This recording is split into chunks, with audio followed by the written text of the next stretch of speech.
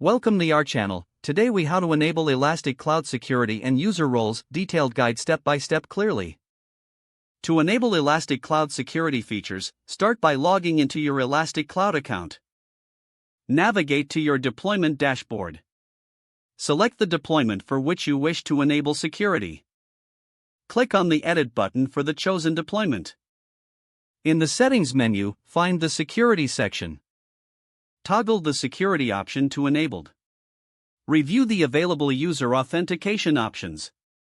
Choose the preferred authentication method, such as the built-in or external identity provider. Proceed to configure role-based access control. In the User Management section, click on Roles. Create a new role by clicking on the Create Role button.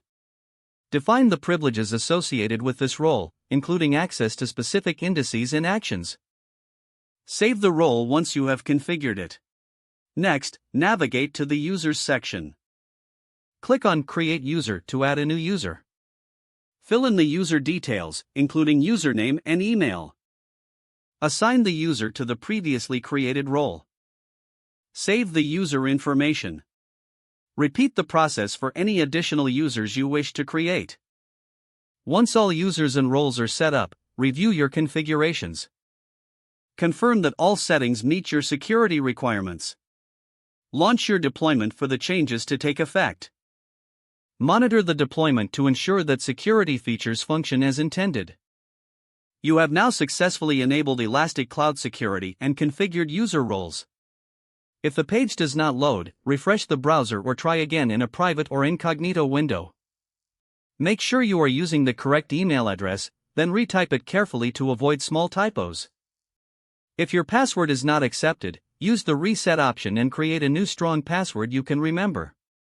Check your spam folder for verification or security emails, then complete any requested confirmation steps.